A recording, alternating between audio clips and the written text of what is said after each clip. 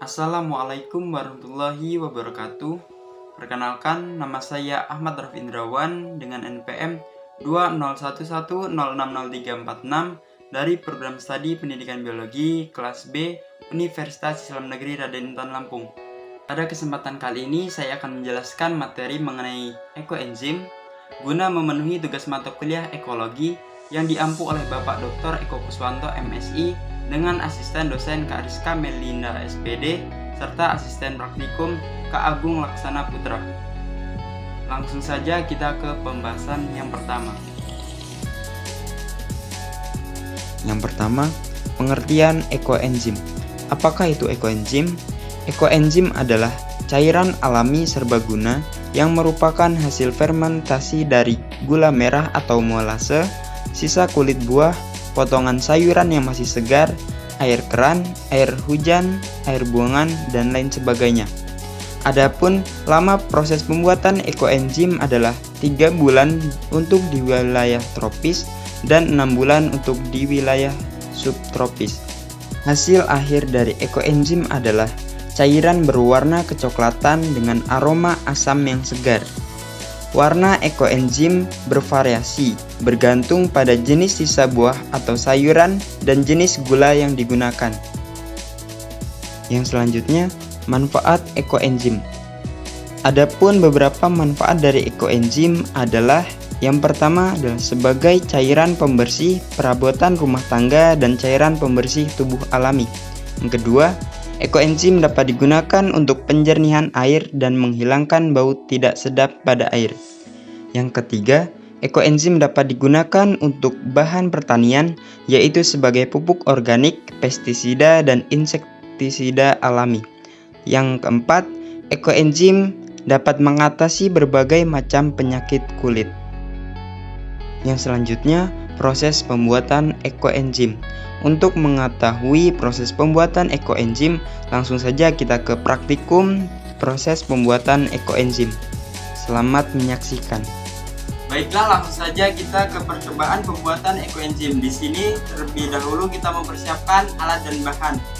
Di sini alatnya kita menggunakan botol aqua besar dan juga botol aqua kecil sebagai wadah larutan gula.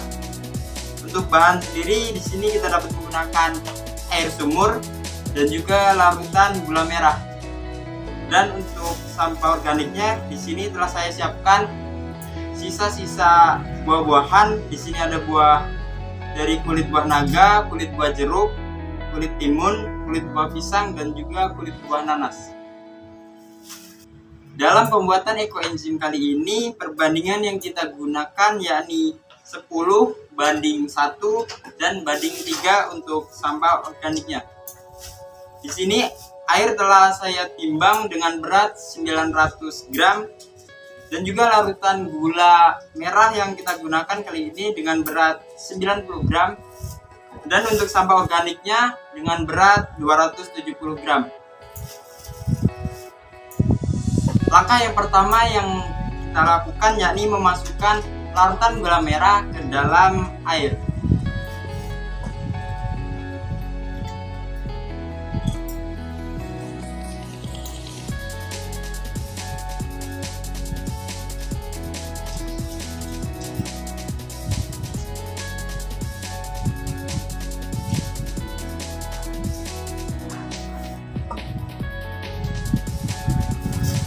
Untuk langkah selanjutnya, langkah yang kedua yakni masukkan sampah organik yakni kulit buah-buahan ke dalam wadah ini, wadah air yang telah dicampur dengan larutan gula merah.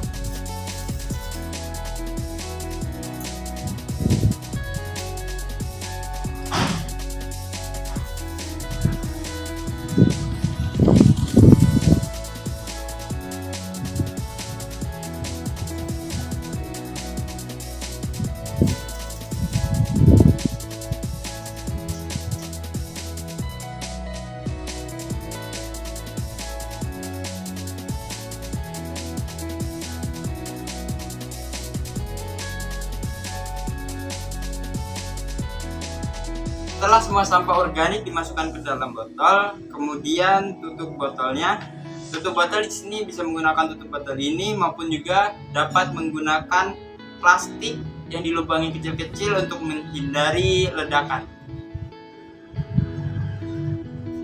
Untuk menggunakan tutup botol seperti ini bisa dibuka dalam waktu 2 atau 3 hari guna menghindari ledakan terjadi. Jangan lupa untuk memberikan label tanggal pembuatan ekoenzim ini supaya dalam waktu 3 bulan kita dapat memanennya, atau dalam waktu 1 minggu ke depan kita dapat melihat proses perubahannya.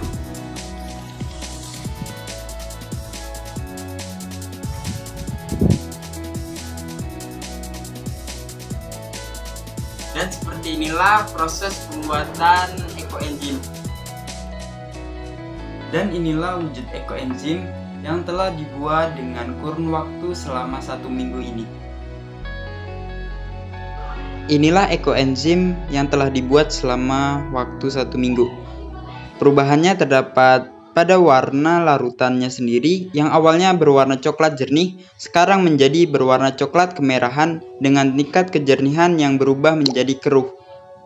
Untuk bau dari ekoenzim ini berbau asam dan sedikit bau dari kulit jeruk. Untuk sampah organiknya yakni kulit buahnya sudah mulai mengalami pembusukan. Dan di permukaan atas larutan ekoenzim ini terdapat busa yang seperti jamur. Pada video kali ini kita akan membahas perubahan ekoenzim pada minggu kedua. Langsung saja yuk kita lihat perubahannya. Perubahan larutan ekoenzim pada minggu kedua ini yakni untuk warna larutan ekoenzimnya sekarang berubah menjadi berwarna kecoklatan. Untuk bau dari larutan ekoenzim ini menjadi seperti bau buah segar yang masih dominan dengan bau asamnya. Untuk sampah organiknya atau kulit-kulit buahnya sudah lebih mengalami pembusukan, lebih layu dan hancur. Kemudian terlihat sudah hampir setengah bagian sampah organiknya turun ke dasar botol wadah pembuatan ekoenzim. Kemudian volume larutan ekoenzim terlihat menyusut atau semakin berkurang. Di permukaan atas larutan ekoenzim ini masih terdapat beberapa busa yang berwarna coklat kekuningan keruh.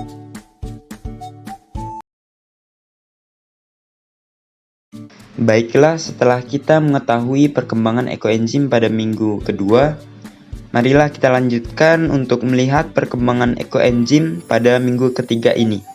Untuk perubahannya sendiri, yang pertama terlihat warna larutan ekoenzimnya sekarang berubah menjadi semakin berwarna kecoklatan dengan tingkat kejernihan yang semakin keruh. Kemudian dapat kita lihat bahwa sampah organiknya atau kulit-kulit buahnya semakin mengalami pembusukan, lebih layu dan hancur daripada minggu kedua kemarin. Terlihat terdapat endapan di dasar botol pembuatan ekoenzim ini. Kemudian kita periksa bau dari larutan ekoenzim pada minggu ketiga ini. Untuk bau dari larutan ekoenzim ini sekarang menjadi seperti bau buah segar yang khas dengan bau buah nanas yang masih dominan dengan bau asamnya. Kemudian volume larutan ekoenzim ini terlihat semakin menyusut atau semakin berkurang dari minggu kedua. Dan di permukaan atas larutan ekoenzim ini masih terdapat beberapa busa yang berwarna coklat keruh. Mungkin itu saja yang dapat saya sampaikan mengenai perkembangan ekoenzim pada minggu ketiga ini.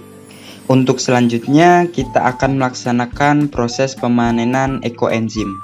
Terlebih dahulu kita mempersiapkan larutan ekoenzim dan juga alat yang kita gunakan, yakni di sini ada botol kecil untuk wadah produk ekoenzimnya nanti, kemudian ada alat untuk menyaring dan juga wadah besar. Langkah yang pertama yakni menyaring larutan ekoenzim ke dalam wadah besar. Buka tutup botol ekoenzim, kemudian tuangkan larutan ekoenzim ke wadah besar.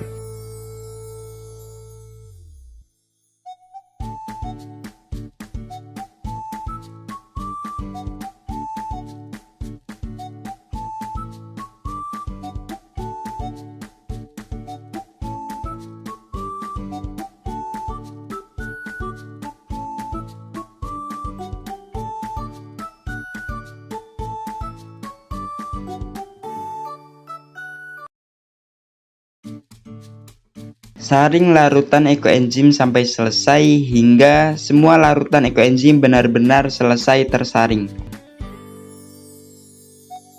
Langkah selanjutnya, tuangkan ekoenzim yang telah disaring ke dalam botol berukuran kecil agar lebih praktis dalam penyimpanan.